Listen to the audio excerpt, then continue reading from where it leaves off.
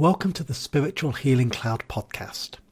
We help you explore an alternative world of insight, healing, and growth. Hello everybody and welcome back to Spiritual Healing Cloud. I'm really excited today to bring on an old friend of mine. His name is Geoff Hindmarsh, and Geoff is a spiritual channeler. And a spiritual channeler is somebody who receives wisdom, and a lot of people who aren't familiar with channeling, we'll obviously be covering that, may be familiar with Dolores Cannon, who wrote a huge series of books quite recently about the knowledge she's acquired through channeling or through clients being able to channel, talking about the future of humanity, the changes which society are going through, prophetic warnings, and advices to where we need to move humanity in order to survive. Geoff has been very privileged to have had this skill, and not only to have it, but to be using it as a force for good, to be able to share his understanding and wisdom with everybody. So without further ado, let me introduce Geoff. Hi, Geoff. Thank you very much for joining today. Thanks for having me.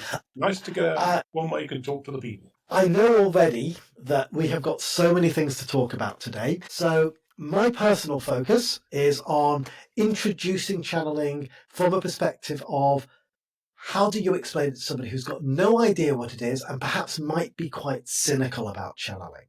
So if you could give me a definition of what channeling is to you personally. Well, yeah. Channeling is something which you can't prove. But I mean, do you love your family? Can you prove it? No. It's one of those things that has to be repeated over and over and over again. But before we get to channeling, I think one of the big problems is you're picking out something which is like a 5-year-old saying, where do babies come from? Well, you can't really explain it. They need to know a bit more.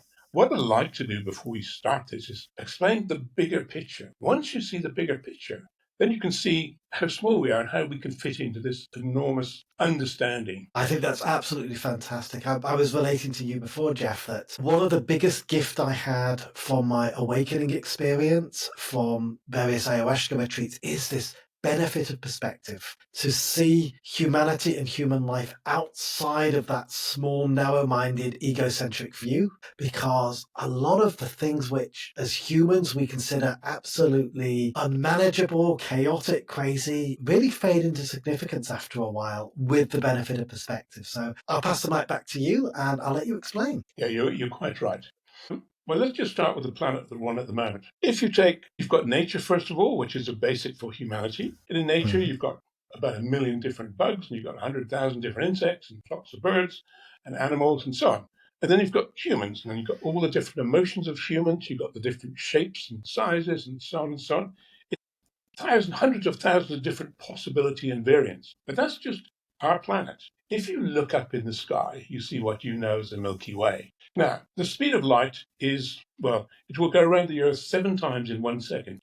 So a light year is a phenomenal distance. It's just huge. If you look at the Milky Way, that is 100,000 light years across. And if you take our sun, there's 400 billion, with a B, billion suns just in the Milky Way. But let's just extend that a little bit. That's one galaxy. The next nearest galaxy is 2.8 million light years away.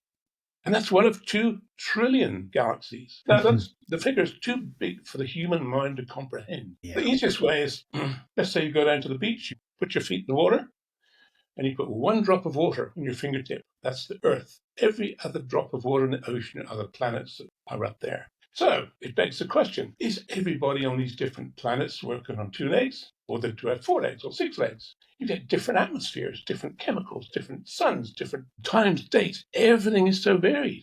There are just billions and trillions and billions of different possibilities. Now, did Jesus, for instance, go to all those planets and say, I've got the answer? There's so much more to it. We are one planet evolving. Now, let's look at the evolving process. If you take caveman days, caveman are here. Got a graph going up, we're here. What's up here? And here, and here. That's where we're going. We're heading in that direction. But what happens is you're taught things by the last generation which you believe to be the right thing. And they have to change all the time as you evolve. So you learn more, you understand more. The next generation, you teach something different and so on. So is this a sign that society and technology is changing beyond our past beliefs and our past systems. The things which our parents, our grandparents have believed may no longer be applicable and require updating. Yes, absolutely. If you just take something like, take today, all the kids are using cell phones. What did we use 20 years ago? You used a PC. And before that, you had a text, and then you had Signal, all those sorts of things. Everything evolves. Every generation gets better and better. So the kids being born today have much more understanding to be able to evolve more. Now, you've got to work out where these kids come from, which I'll tell you in a minute. But it's a bit like what we're saying today is, let's say a 5-year-old says, where do babies come from? You tell them about this talk or whatever. A 12-year-old, you tell them a different story. And at 18 years old, a different story again. It's the same as spiritual life. I can't tell you how this works until you understand the basics. So the whole thing is like a jigsaw. We put pieces in, and suddenly the picture gets bigger and better, and so on. Now, there's a phrase which somebody gave me, and I love this. And some people really don't like the idea, but the idea of relative truths. The truth is, when you're a child, Father Christmas exists. Yeah. And you grow out of it, because at that age, at that level of where you are in society, that absolutely works. That's absolutely fine. And there's a need to update it as you get older. Yeah, that's exactly right. That's how things work. I mean, you want to talk about channeling, how that works. If you go back to, let's say the first seances were in the middle 19th, 18th century. And then when it was done, it was all these old ladies sitting around a table, and they cover themselves with white light, and they dim the lights, and they chant prayers, and they hold hands. And then one of them goes into a deep trance, and then you hear this greetings from beyond the veil, because that's what they expected to hear. And that gets passed on from one generation to the next generation. Now, channeling right now is exactly the same as you talking to me right now. This is how we chat to them every day. Now, people from 10 years ago... when you say to them, this is how we chat to them. When you say, this is how we chat to them. All right, let me take you through that process so you can understand how we get there. The first thing you've got to do is you learn meditation. And when you meditate, energy is you're on an earth energy, a very low vibration. Spiritual is a high vibration. So they lower theirs, you up yours, you meet in the middle, and then you can chat. Reverse. Now, let's stop like that. I just want to know, who are they? Dead people. Fair enough. My niece was asked once by a 6-year-old, what does your granny do? And she said she talks to dead people, which is very true. Okay, you die. Well, let me simplify this, because here's an awful lot of confusion as well. Life is a pyramid structure. At the top, you've got God. At the bottom, you've got, let's just call it caveman. Every time you evolve, you're reborn, and you go through around 700 lives on a physical earth like now, you sort of move up a level. You learn a bit more. You come back with more memories. Now, do you want me to explain how people are born, how they choose their lives, and then... I'd like to I want to clarify first where we're going with this. We're getting a good background, but again, in terms of clarifying your role and your gift, what are you doing when you're channeling? Am I right in summarizing that you're able to connect with a level of higher intelligence, a greater intelligence, a spiritual intelligence, and collect information or receive information? Yeah, I'll tell you in a couple of different stages. First of all, when you die, you cross over the other side. Let's take you, Martin. If you died today, I would be able to see your physical as I see it now, but I'd also be able to see your spiritual moving out of your body. You can actually do the same, you just don't know about it. If you think of a Ferrari, a hamster, Eiffel Tower, you're seeing all these pictures with your eyes open. It's the same thing. You just have to learn a bit more of how to do it, and you can see more. Understood. Now, once you cross over to the other side, you are no longer physical. Now, that changes an awful lot of things. You're purely energy. There's an awful lot to that. So I'm going to simplify it. This is talking to a 5-year-old. I'll simplify it. So you're purely energy, but it means you can move much quicker, much faster than anybody else. I mean, communication. This verbal communication is the lowest form of communication. We have a thing called an instant understanding. If you had to tell me about your 10 years at school and you took 6 months doing that, I get a pretty good idea of what happened. But all that information is one fraction of your brain. Give it to me, stick it in my brain. Now I understand. That's what's called instant understanding. Claircognizance is something which mediums use as well. Just instant knowing, right? Yep, that's correct. Now, we're used to just verbalizing. But look at all the animals on the planet. Look at bats using radar, dolphins, whales. They all use different forms of communication. On the other side, it's purely energy. I don't have to verbalize to you Like you wouldn't verbalize to me about your 10 years at school. You think it. That thinking instantly transfers it. So when we talk to the other side, we can get instant information. But the problem is, how do we get all that information and then transfer it to you? Now, on the other side are simply dead people. You die, Martin, you go to the other side. I can then tune And these into are you all on the other dead side. humans, is that correct? Dead humans, yeah. Okay, yep. What you would term humans. There's people from other planets, different species, different dimensions, all sorts. That's just a bigger story. But let's just say humans. Okay. So the world that we're living in at the moment with our planet, our Earth, we all die, we go to the other side, and then you get adjusted over there, and then you want to come down for another life later, learn a bit more, and so on. So you have your higher self. The real Martin is on the other side. You're upstairs. Yes. So you're born, you go through this life, you learn, you go back, then you learn a bit more, and so on. Now, all we're able to do is we're able to communicate directly with those on the other side. Now, it starts off with sensing, same as a medium. You feel different things, you sense different things, and they've got to teach you this step. This is a major step in evolution. It's not like And you're going talking from about, again, they. Who are you referring to when you say they? a collective of energies on the other side. Okay. And is this collective of energies, is this one collective of every energy, or are there groups of energies? Take it as England, for example. In the village where you live, that's your community. So that's who I would connect to. And you might introduce me to an aunt and uncle, different place. Is it the same community each time? You have a family over there. A group. And when you come down for life, let's supposing you want to come down, Martin, and you want to experience what it's like to be murdered. Okay. And I would be next door and I'd say, hey, listen, Martin, I'll come down with you and I'll actually shoot you just so I can experience the other side of the coin, which is what karma is. You've got to learn both sides. When you learn, then you can progress. So when you die, you go back over the other side and how are things going and so on. So you connect back up to your higher self, and your higher selves, all our higher selves, are in one community. So I know a lot of people from my community up there. And do you know them by name? Do you know them by name? Well, this is another weird thing. You want to experience being a man, a woman, black, gay. You want to experience everything so you understand life. So what's your name on the other side? One of the funny things with channeling is, in the beginning, when people start channeling, they'd say, greetings from the other side. And halfway through, we'd say, what do we call you? And he'd say, well, what do you want to call me? The thing is, on the other side, it's energy. If I want to talk to you, Martin, I just think, Martin, and you pop up, you're there. And we can communicate through instant understanding. I don't need to say, come in, Martin, I want to talk to you. So you don't need a name. But how many names have you had in your 700 lives that are all different? But if we channel somebody, I mean, we did somebody the other day who's a monk who lived in 1208. His name was... So you say, we did somebody. Is this you and your daughter, Sharon? Yeah. And you work together? Every day. Yes. Yeah.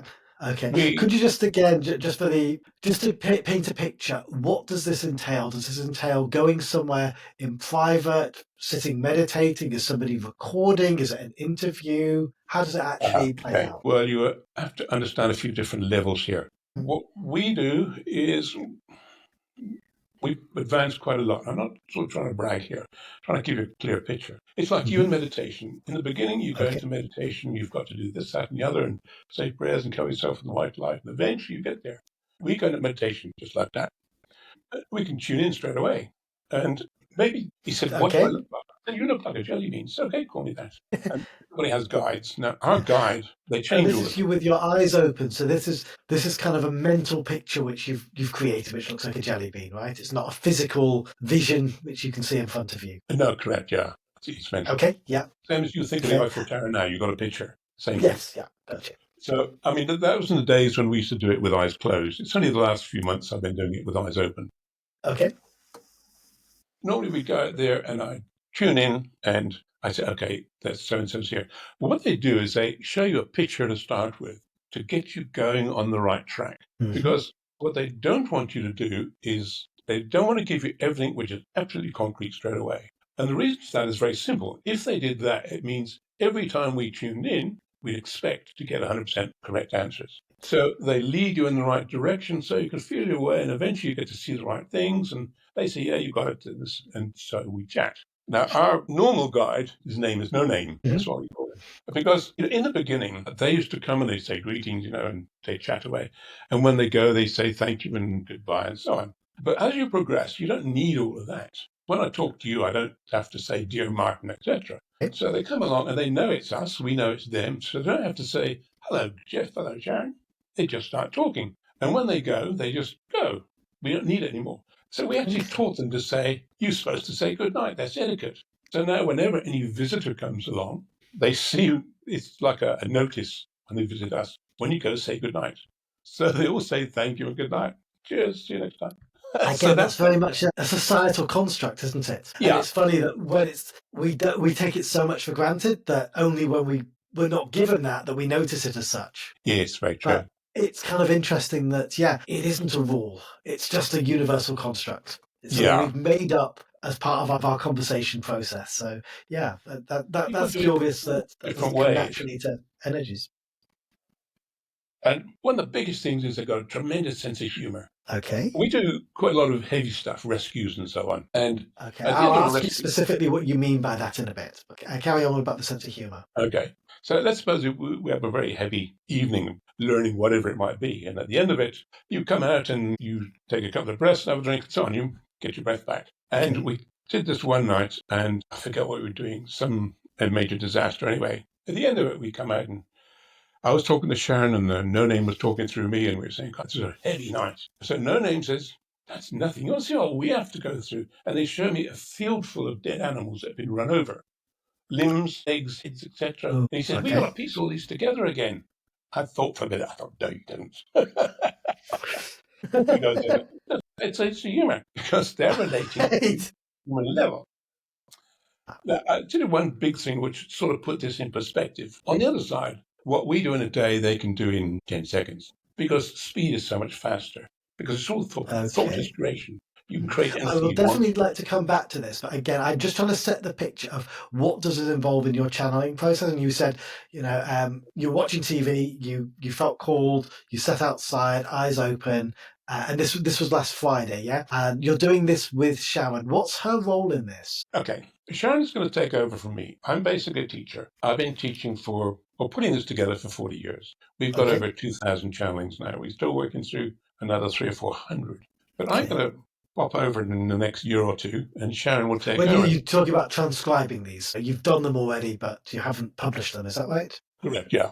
Okay, yeah. Because they're too far ahead for where we are at the moment with the change of the Earth. The change of the Earth is happening, but what we've been taught is how, when, where, and so on and so on, which nobody needs to know yet, but you will do in another year or 2 years or 5 years or whatever. So that's why it's taking time. Now, there's two different ways. There's the old-fashioned way, which is me, and the new way, which is Sharon. So she's learned the old way, but she's now learning the new way, and this change is unbelievable how it is changing. So she's going to take over from me, and you won't have so much channeling anymore. You have instant understanding, sensing. So she'll be able to, for instance, walk down the road, see an accident, and just walk straight past it, automatically sending out all the energy that's needed to fix it and this, that, and the other. She'll sense in a fraction of a second what's happened over there.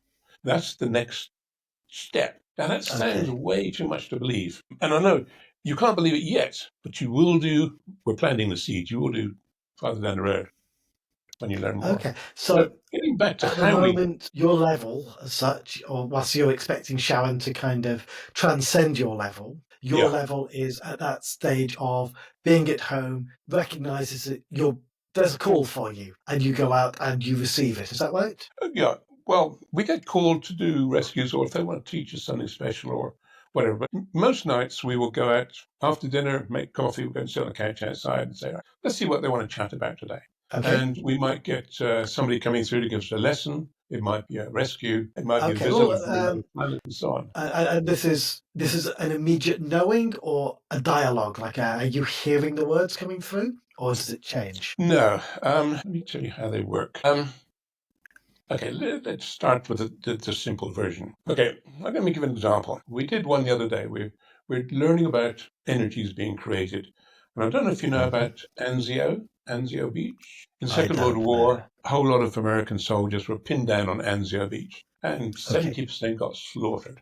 Now, what we were learning on that particular night was how they felt the creation of energy, what different energies were there, what was needed, how you can help them, all sorts of things. So what happens is you go into meditation and I have a look and I say, I can see a beach here.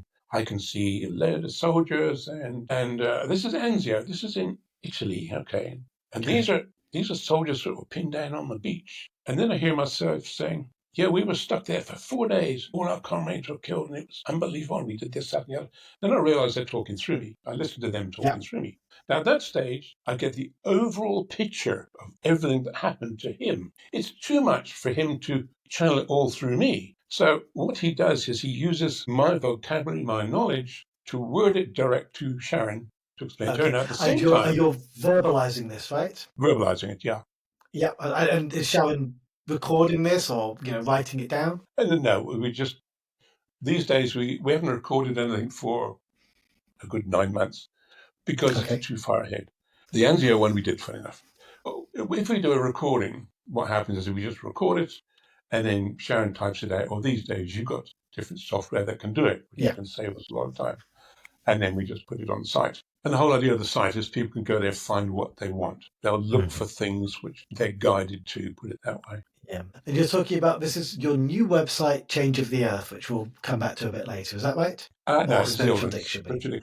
Spiritual Dictionary is going to end up with all the things that people need to know up to the change. The change of the Earth are only for people like you and I who are on the next step or moving up to the next level that can actually help with the change of the Earth and help other people understand and so on. The beginners will just start learning the new way from scratch.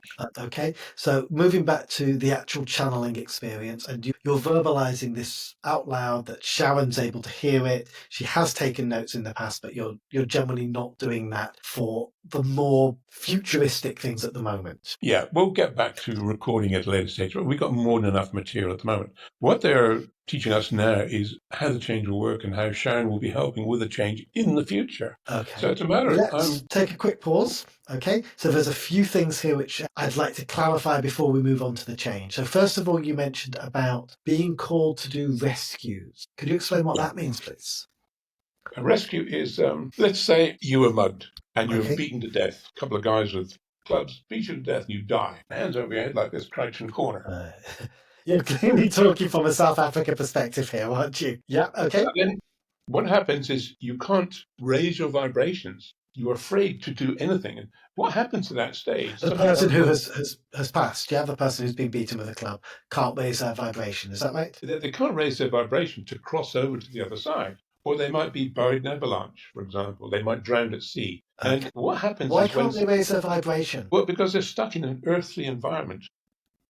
Okay. Is that because their death was so sudden or so unexpected? It could be a lot of things. I mean, if you get a car, we've had a guy in a car crash, for instance, and he's walking around, he's saying, am I dead? We say, yeah, you're dead, cross over. No, I can't be dead. I mean, eventually we got him to walk backwards through a wall, and we said, see, you're dead now. Just look up and says all your buddies. When they look up, they're looking into a higher vibration, and they're feeling the sort of love that's coming down, and they, okay, I can move over now, and off they go.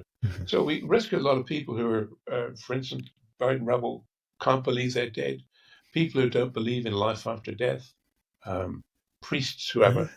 I mean, I've got a great one about a guy called the Cardinal. He wouldn't cross over for ages because he wouldn't.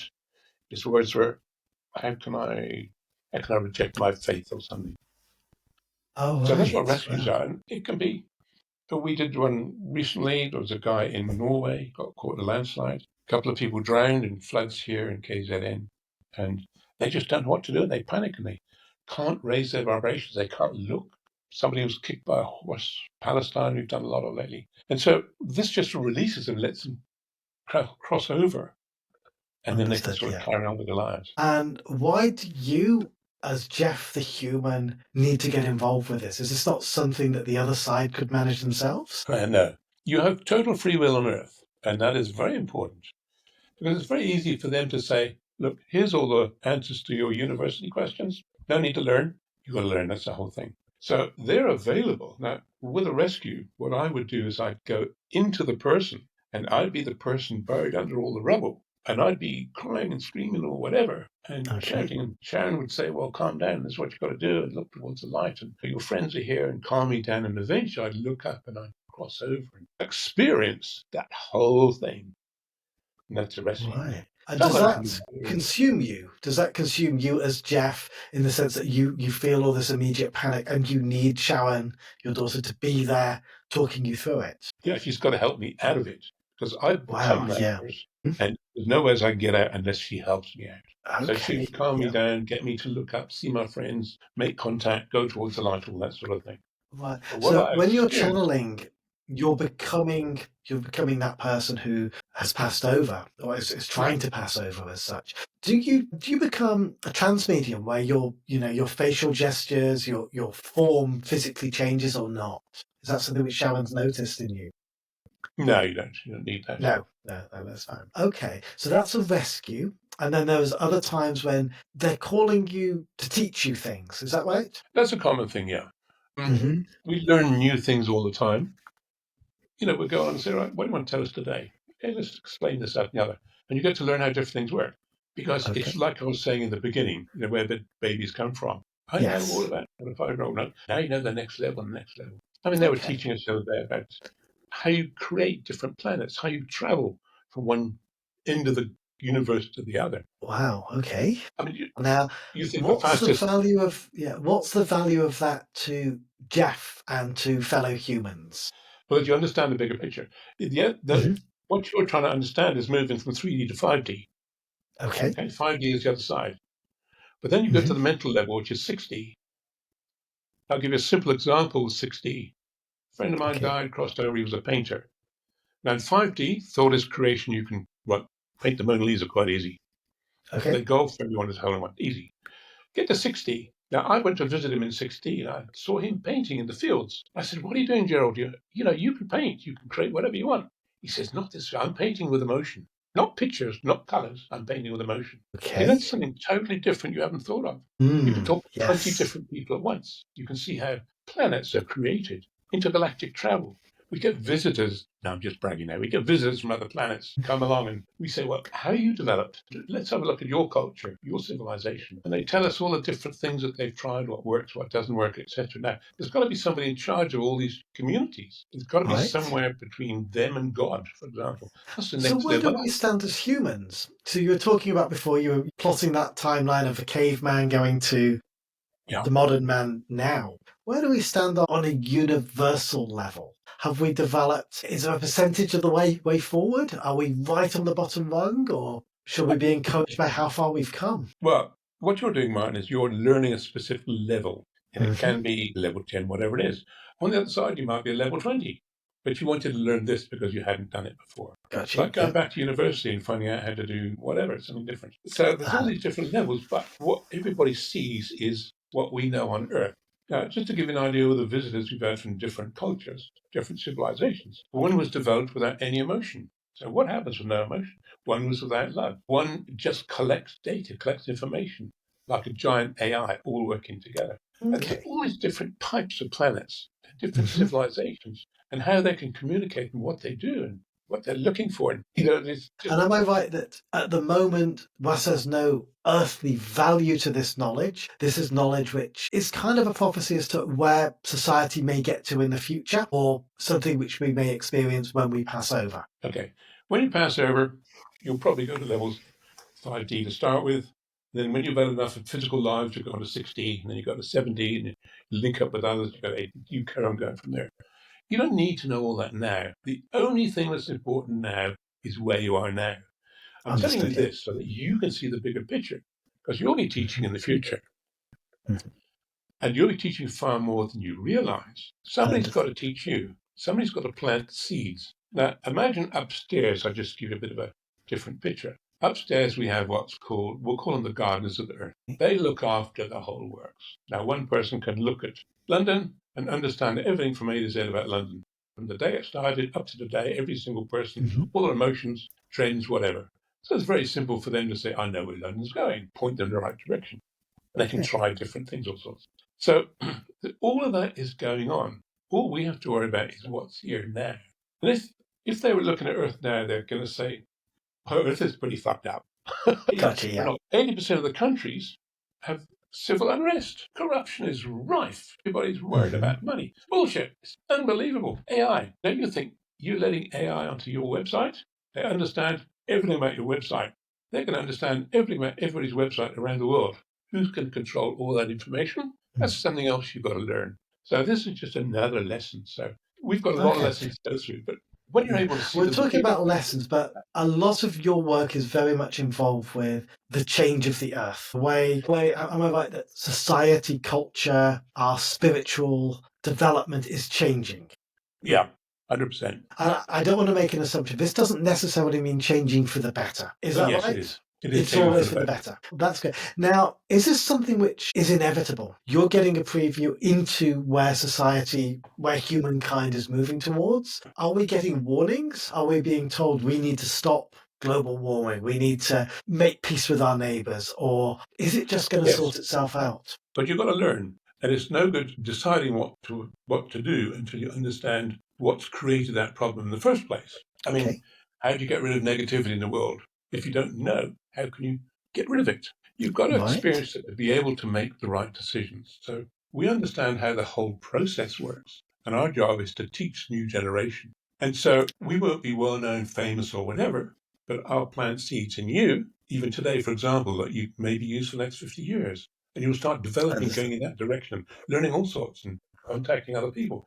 And the guys upstairs, they're controlling all of this. You've got total free will, but they'll give you the feeling that you must go and interview whoever because he needs to give some information to you. And that's how they work. Beautiful. So now, one thing which really caught my attention is a resource which is on your Spiritual Dictionary website. And this was 2024 predictions. And it was a list of a number of things. And I'll link to that in the show notes anyway. And there's a few which I think were pretty significant. Okay. One of the predictions was that wars would be accelerating. And you explain this as it's a catalyst for awakening. This seems to make a lot of sense at the moment. We do seem to be very much affected by a lot of wars going on at the moment. Are you saying that this is a learning opportunity for us? Or is it something that humans should recognize and back away from? You've got to understand it. You've got to get to a solution. What's going to happen in Russia and Ukraine, for example? What happened in Syria? 500,000 people were killed. What did you do, Martin? How did you help there? You didn't even have an awareness of it. The world. Doesn't matter to me. So much for your humanity. Sorry about that. You get the idea. We will cut that bit out. But you understand. So once you learn, I mean, take Hitler. Hitler's idea, he was actually a very spiritual guy. Now, people aren't really going to believe this, but he was very spiritual. What his thinking was let's create the perfect race. Let's get rid of the crippled guys, the gay guys, anybody who's got some horrible disease, and that will leave the perfect race. And that's what he intended to do in the beginning. But then people started to object. Sure. So he got a bit more dominating by let's do this. And then he started making concentration camps. And then he wanted to get rid of all the Jews because they had all the money. What will be left was a pure Germanic race. Then we have a perfect race for the whole world and we can all be at peace. That was his thinking. He screwed it up. Now he's upstairs now thinking, geez, I really made a mess of that. But it doesn't matter. And the reason it doesn't matter is because, look, it was one chapter, it was one life on earth. We all learned. How many people learned that you can't do genocide? You can't kill 6 million people, not get a smack on the wrist. And will we let it happen again? No. So those are the lessons you learn. And the more you learn, the more you can teach, and the more you progress, the more you evolve. The other prediction was currency collapses with new financial systems emerging. And this was, the end of 2024, just at the time when Bitcoin was doing so well. And we've got all this kind of pseudo science around cryptocurrencies. And it's something which I think a lot of people are embracing and getting excited about. It seems to be going completely out of control at the moment. Are you getting any information as to whether this is the future? The explanation from your article was new financial systems are emerging. Are these going to be for the good or? Yeah, everything is improving, but sometimes you've got to hit rock bottom before you can improve. Yes, yeah. And we know how that's going to change. Yeah. And then also, I noticed the extreme weather as a reset, okay? Yep. Does this mean that all the concerns we have about extreme weather at the moment will sort themselves out? If everybody loved each other on the same day, you'd have perfect weather. Nature and humanity is combined. I don't know if you know how we get rid of negative energy. But very briefly, you have a fight with your girlfriend, you create a ball of negative energy. It's got to go somewhere. Eventually it works its way into rivers. It goes down rivers into the sea, dissipates, goes up to the clouds, comes in, rain down on the earth. Depends. So that's how you get rid of negativity. When it gets too bad, like in Ukraine and so on, saturates the earth. Now you walk into Ukraine at the moment, you're going to feel lousy energy. Same as walking into a courtroom, for example. Everywhere you go has different collections of energy. So where you get a war zone, where there's been huge atrocities and God knows what, Ukrainians hate the Russians. That energy is there. How do you get rid of it? Give an example with VE Day. Same thing happened in England, VE Day. You've got all these people London being bombed, thousands of people dead, etc. Then the war is over. Everybody hugged everybody else. You created this huge, happy, positive energy that dissipated your negative energy. And what was left was, let's start again. Let's work together. We can do this. We can rebuild. That's exactly what happened. I see. Okay. Now, one of the things which I'd like to address, I'd like to play a little bit of devil's advocate here. This is a very extreme understanding which you're sharing with us, which I'm incredibly grateful for. What's the difference between receiving channeled information and just meditating, closing your eyes, and kind of daydreaming? How do you know you're not making all of this up? Have you had evidence of predictions which have come to you which have played out? Have you had any evidential experiences? Yeah, all these things progress, they get better and better. In the beginning, well, even now, everything you do, you must check. You never take things for granted. Okay. And I'll see a scenario which is just, wow, mind-blowing. And I'll go back and I'll check 2-3 times, make sure it is correct. Could you give me some examples? Well, let me take you back about 20 years. In America, there was some building which was bombed by, I forget who, and there was about 180 people killed. It was a huge thing. I was teaching a group, Verna and myself were teaching a group of students who were doing meditation. And in meditation, we'd take them all on an astral trip to wherever we needed to go to teach them whatever we needed to teach them. Okay. And we all went to this huge building which had been blown up and there was bodies everywhere. And you can imagine 8 or 9 of us in the meditation group, all with our eyes closed, all deep in meditation. One saying, there's a guy over there with 2 broken legs. How do we move him? Somebody else says, oh, you've got to put one hand behind his neck and one hand grab the front of his jersey or whatever, and you drag him onto a stretcher. You can't touch the legs. You've got to keep them straight. And all these different things, and they're moving fast, fast, fast. And we finish, and we come back out, and we make some tea, and we turn the TV on, and what we've seen on the news. That's one example. Another one, I was driving back from a weekend away, and we saw a head-on collision about 100 meters in front of us. Bodies flying through the air, etc. So I jump out of the car, run down, I go, the first guy, he's got a broken neck. I can see he's got a broken neck. And he's screaming, he's saying, you've got to move my neck. And I put my hands either side, didn't touch him, straightened his neck. First time I'd done that. And then I went on the next guy, he'd got 2 broken legs, another one crushed ribs. And I went through 5, 6, 7 guys, all automated. And then you don't have any medical background, right? No. Okay. Paramedics come along, and I said, right, that guy's got 2 broken legs, that's got a rib, that guy got this. Rattled off the whole lot and walked away. I got in the car and I thought, what have I just done? Oh, took a few deep breaths. And then I understood what I just had done. That was quite something. So you know for fact. So things like that happen. The more it happens, the more you can believe it. But you're also so wary of making a mistake. The problem with a mistake... Oh, God, sorry. Carry on. If I tell you something which is a mistake, you're going to pass it on to somebody else thinking, well, I heard this from this spiritual guru and he says it's true, so. And you pass on something which is wrong. That's the problem we have today. Most of the stuff, a lot of the stuff which is out there is incorrect. It's been passed on wrong. It hasn't been corrected. And that's one of the things we've done with our sites. Everyone is either channeled information or it's first-hand experience. I think that's right. Now, this is where I wanted to go. So as of now, you're working on 2 different websites. You have spiritualdictionary.com and changeoftheearth.org. Is that right? No, it's also .com. Again, we'll put these in the show notes as well. So could you talk me through the purpose of Spiritual Dictionary first and then Change of the Earth? Okay. What are you doing with that? That's for beginners. From beginners to a level where we get to the Change of the Earth, like up to today. And that will teach you everything from how to meditate right at the beginning, what happens on the other side, rescues, still traveling, so on and so on. And is how to do it or how to understand what's happening? Both. Other spiritual practices which are listed. Once you understand, sometimes you don't need to do. For example, would you like to levitate a brick? Put a brick on your hand and levitate it. Would you like to do that? Yes, of I can tell you course. how to do it right now. Very Okay. simple. You take the smallest feather. Well, if you've done any healing, where you put hands on healing, you know an energy comes out, right? Pick up a kitten, you love it, energy comes out. So put a small feather on your hand and levitate it. Once you can levitate it that fraction of a centimeter, you can do 2 fractions, and then 3, and then 4, and then 2 feathers. And you can work your way up to a brick or whatever. Then you think, why do I need to levitate a brick? I was just thinking the same. Yeah. Yeah. Okay. Things we learn. Okay. Yeah. And is spiritual dictionary necessarily for spiritual people? No. Spiritualism is not a religion, which a lot of people get confused about. There are 600 religions. Whatever one you choose, it's good for you. That's fine. Because they all believe what they're doing. You know, if your parents were cannibals, you'd believe eating people was right.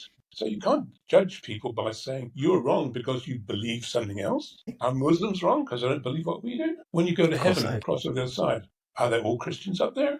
Where do the Muslims go? Where do the I'll leave you there. Yeah. devil worshippers? They all go to the same place. Yeah. They'll So get who over would the side. be who would be the typical person to go to spiritual dictionary? What would motivate them to find you, to look through your website? What kind of person would they be, or what would they be experiencing in their life to get to that point where? Well, I'll tell you today, it's very simple. Stress, anxiety, fear of the future. Everybody is, they're in a state. They just don't know which way to turn, where to go to. They're looking for answers, right? Exactly. And The conventions they followed. This is really my take on what I think a spiritual awakening is. I try not to talk it up as a big pompous thing. I say it's when people just get to that point in their life where they realize something has got to change because the formula they have followed is no longer working, and they're opened enough to seek a different perspective on things. Correct. Yeah. And I believe that spiritual dictionary is very much a dictionary of all these alternative concepts, which may resonate or may not, but at least it opens people's minds to the fact that there's more than one way. Yeah, that's right. I mean, the first book we have is called Understanding Your Life. And that's all the basics, where you come from, why you chose this life, how it all works, etc. And that will get them thinking about all the other different variations, options. Okay, so understood. That site is going to be finished redoing everything over the next 3 months, just getting it updated, shortened, because some of the articles are too long.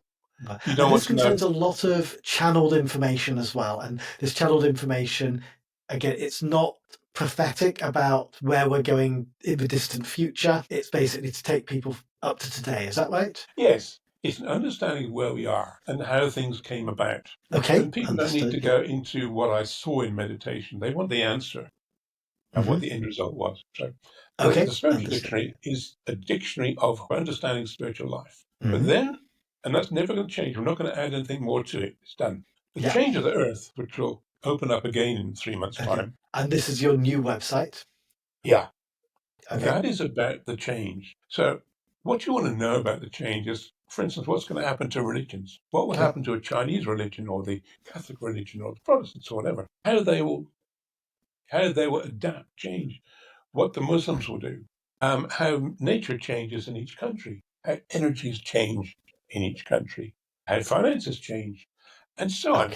Once you get an understanding of that, then you can see basically where we're going, where you have to change. And it affects your day-to-day life about how you see things, what you do, and how you react, and so on. To give you a very simple example, if you take now I don't know what London's like these days, I've been there for many years, but normally in big cities, people are very busy. They're interested in making money, careers. They haven't got time to talk to their next door neighbour. I lived in Bournemouth for many years, 10 years, and they never got to know the next door neighbour. But you live out in a village, in the bush, you get to know everybody. We all chat to each other. That's the big difference. So it's all about people. It's not about money, careers. If you go back to Red Indian days, their society was very good. What happened was, if you were the best at hunting, you became a hunter. If you were the best at washing up, you did washing up. If you're the best at being chief, you're chief. But they never had any status. They were all the same status. And if around your fire tonight you were cooking steak and I was cooking fish, I'd say, I'll come and eat with you. You've got enough. Yes, we share. No problem. So nobody owned anything. It was all looking after each other. But now we're in a society where money plays the most important role. And you've got extremes. Now, with every lesson we learn, you've got ups and downs. You've got to see both sides of the coin to be able to understand that. As an example, in Victorian days, for a woman to show an ankle, that was totally erotic. These days, 100% pornography. The kids are watching it. Now it's becoming old hat. So once you see both sides of the coin, then you know where the middle road is. And that's really what karma is about. You want to experience both sides so that you can decide what's the best thing for you. That so makes a lot of everybody's sense, going up in all these different directions to the same place in the end. Same learnings. Yeah. Now, one of the things with Changing the Earth, it's very much aligned with Dolores Cannon. Dolores Cannon was a past life regression hypnotist, and she was giving a lot of these sessions and information was coming through. It was her clients who were doing the channeling, and a lot of prophecies and things like that came forward. And there was a lot of talk about the changing of the earth, the new world and things like that. And one of the things which I've noted in a lot of spiritual communities is it's coming, it's very, very close, but there's never a specific date. And I always wonder, how aligned is this with the end of the world prophecies where it was going to end in 2000 and then suddenly the calculations needed changing, and it's always in the future and it's never happening right now. Where do you see the change of the earth? When and where is it changing? Has it started? Are there obvious signs of it? Is it subtle, or is it within our generation? Yeah, it's already started. Let me try and give you an overview. Let's rate everybody on a spiritual understanding from 0, which is we know nothing, to 10, which is a spiritual guru. Okay. Now, the earth is going to change. We're going from an old way of doing things to a new way. We're the first people to go across to the new way. The 10s or the 1s? The 10s. Oh, the 10s. Yeah. The 10s go across. They learn so they can teach the rest. And the 9s go across, and the 8s, and so on. The new children coming down that are being born, they're going to be teachers, they're going to be inventors, and so on. So that's how the whole world is transformed. Now, you can't just go boom to the whole lot in one day. So you've got to learn how do you do it. And this is what Sharon and I have been learning, how each everything has to change. I mean, you can't just change a religion all at once. It's got to be bit by bit. You've got to plant seeds, make things grow. And then one thing affects another thing. So how do you change this? Now, what we're learning most of all is energies. There's so many different energies and how they play a part and how you can utilize energies. And everybody can. I mean, a very simple example. You pick up a baby or a kitten, or you love it, and you feel this beautiful energy coming out of you. You've just created an energy. Get 1 million people to do that at once. That creates an energy. I'll give you a very old-fashioned example. In the old days, they used to have preachers going around, and they get 1,000 or a couple of thousand people together, and they're going to heal the sick and so on. They get everybody worked up and chanting and clapping and amen and singing hymns and so on. They raise the vibrations, and that creates energy. And then the preacher comes along and says, the guy in crutches, throw away your crutches, you're going to walk. Now, what's happened is all that energy's been created. The guy with crutches thinks, I am going to walk. That's why he went there in the first place. And he's a lucky one to be chosen. And all that energy is directed to him, and he sucks it in. And he throws away his crutches and he walks. Okay. But then a few days later, he thinks, nah, it's too good to be true. Too good to be true. That's the way he was. So that's just a creation of energy. Right. There's lots of ways of using that. Where you get wars creates energies of anger, resentment, hate, and all sorts of things. How do you get rid of that? Pakistan's one. Now, we're seeing this happening right now. Pakistan, for example, is one of the first places to go through like a rebirth. So these floods come along, they wipe out the whole of nature, huge floods, so they can rebuild again. So new shoots can come through and start again, spiritually. So get rid of all the bad energy to start again. All these people have been wiped out, they've got nowhere to live. Now they're learning about helping each other. Instead of how to make an extra buck, how they help each other, build homes, get food and so on. They're growing as a community. The community has beautiful energy, they become stronger. When somebody comes along and suggests a war, they're not interested. This is what the real thing is. So that's the things we're learning. That's what's happening with the change of the earth. Now, the bigger thing putting all the pieces together. Am I right in thinking that, over the space of our lifetimes, for next generations or whatever, we're going to be seeing these cycles of kind of collapse and reinvention until everything's changing ultimately in the right direction? Yeah. Over the next 10 or 11 years, you're going to get the main change. That's when there's going to be recessions, depressions. You were talking about currencies the other day. Religions will change. Wars will be brought to an end. Either most of them to a brutal end, or one will wipe out the other, or it's not going to be happy endings and so on. But it gets everything finished with. And the thinking is, it's a bit like bursting a boil. Let's not try and correct things bit by bit. Let's not tell Putin he could be a good guy if he said sorry, etc. No, it's just blah, no, let's start again, very roughly. But all that brown stuff is going to hit the fan over the next 10 or 11 years. But what's going to emerge from that is that people are saying, I'm going to help you. I can put this together. I can do this. And that creates new communities, new energies, new ways of doing things. And then you've got these new kids coming through. And they're going to be teachers, and they're going to be developers, technological inventions. There's some brilliant stuff out there already. And over the next 2 generations, what's happening is most people, you'll be one of them, Martin, will be going in and out to 5D. So that means that you're in 3D at the moment, 5D is the other side. But you'll be able to walk down the road, and you're on the other side as well. So you can basically channel from the other side and so on. Channeling is going to be pretty much outdated. The next stage is instant understanding and sensing. It's what we do now, instant understanding, but with an extension of seeing a much bigger picture. Okay. And is this just going to inevitably happen? People are going to wake up one day with these abilities, or is it a process of conscious learning and focus to get to that? Well, let's go from the 10 to 1s. What happens with the 9s, 10s, and 8s, etc.? What they're getting right now is they're suddenly getting memories which they chose to get at this particular stage before they were born. Point is giving them those memories up to date because they couldn't use them. Now they're going to get those memories, past memories that have been created that they can now use. So this is where a lot of new ideas come from. That makes sense? Yeah. So, for instance, I'm suddenly seeing things which I never thought about that, but I've been there, I understand it, etc., and sharing the same thing. So we're getting all these past memories, which we can use now, which we couldn't use 2 months ago.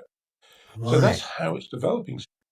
But we're getting everybody to the next stage, and they're all following along. We're all on this upward slope. Now, if you take the overall energy of the Earth, what's it like at the moment? It's terrible. Everybody's worried about money, the bad Living weather, in fear. wars, corruption. Get rid of that. I mean, just look at Ukraine and Russia. What is Putin thinking? 200,000 people dead. 5 million people have lost family members. Why? Because he wants a piece of land. It's good for his ego. Now, what would you do as a spiritual person? You just say, look, just forget it. You can have this. Take off each. Everyone's happy. So, but there needs to be that storm, that reset, that change. And I'm thinking again after World War II, right? We had that philosophy, that ethos of never again. And I think it's a bit of a warning sign, isn't it? You know, as soon as things start to flare up, we have that. We're remembered of that, aren't we? Whether we can stop it or whether anything happens. But that stayed with us ever since. And I'm wondering if that's really that kind of collective footprint, which we're going to be gathering through all of these traumas, COVID, for example. Hopefully, as we come through it, there's a never again. That international, global recognition that once something's happened once, we can take steps to move forward with it. Look at Dunkirk. Every year they reboot that energy, add more to it. But if you look at the positive energy that's been around for a long time that spiritual are going to use with this change, if you take, remember Maddie, for example, 20 years ago she got stolen. Maddie got stolen in Portugal. Well, Madeleine McCann, yes, okay. Why does everybody know about that? I mean, hundreds of kids get kidnapped every day. Why Maddie? It created the energy. Yes, very much. Energy has been created on the planet for the last 20, 30 years in different ways, and it's stored energy. 9/11, what is it? What happened there? The New Yorkers all got together, a group energy.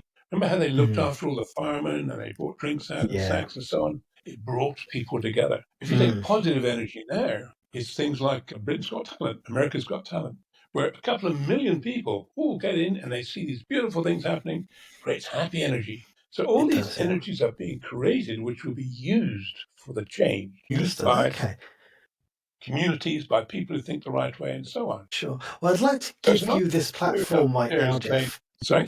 I was going to say, I'd like to give you... Go on, after you, Geoff. Hang on. It's not spirit upstairs saying, here's an energy, use it. They're saying, you've created all this energy, you can use it. So again, we've got free will. We've got to do what we believe is the right thing. Okay. Well, I'd like to give you the platform now because ultimately you see yourself as a teacher. Okay, somebody who has got things to share. And the level I'm at this podcast is I'm very much reaching out to people, perhaps at the beginning of what I consider a spiritual journey. they're on that first few runs or whatever, how would you recommend people move up to the next levels? I'm assuming that Spiritual Dictionary is a great free resource for everybody, but what can people do as of listening to this show today? What steps can they be taking?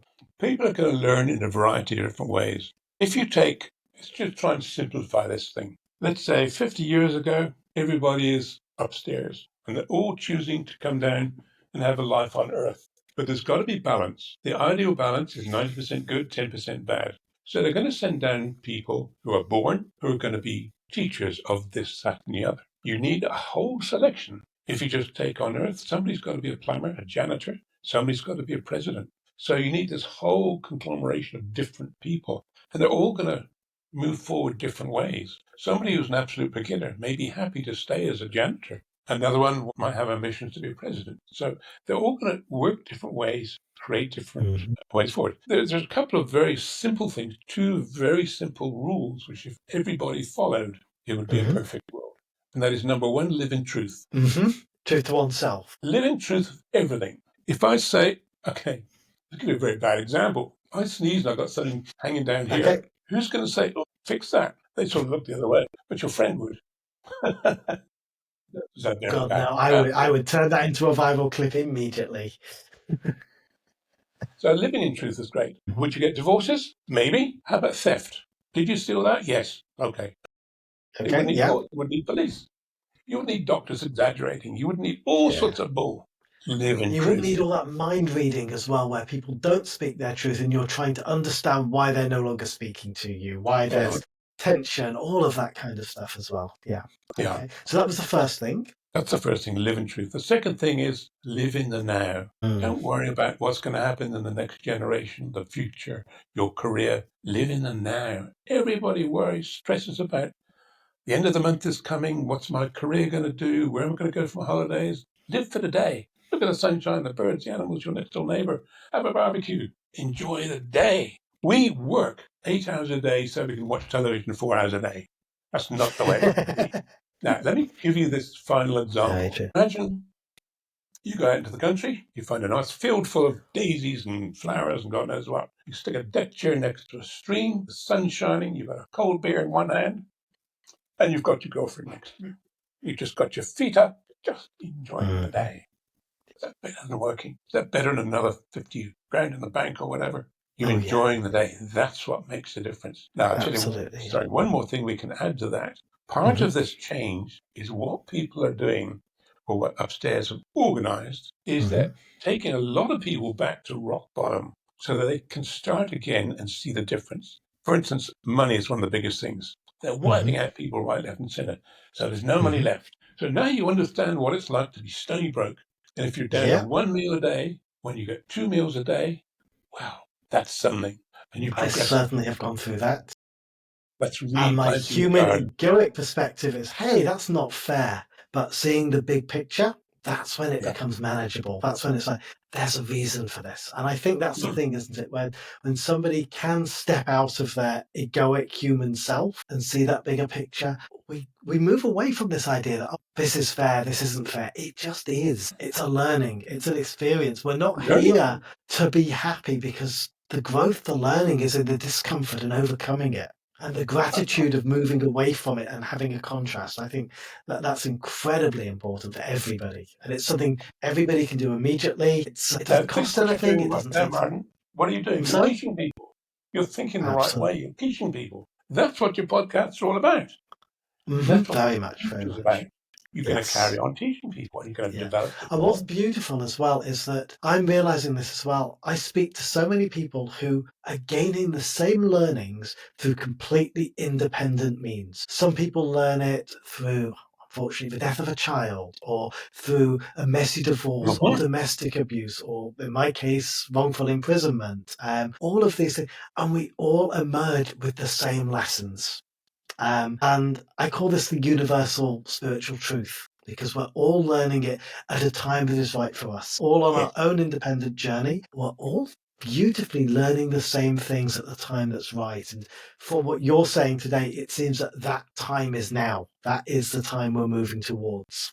And I think it's a very reassuring way to look at the future. because so many people fret about the next week, the next month, their retirement, the way their children grow up, all of this. And there's so much to just appreciate right now. I agree. But thanks for letting me talk. I really enjoyed it. I hope you liked this episode. To learn more, please visit our website at spiritualhealing.cloud and be sure to give us feedback and spread the word.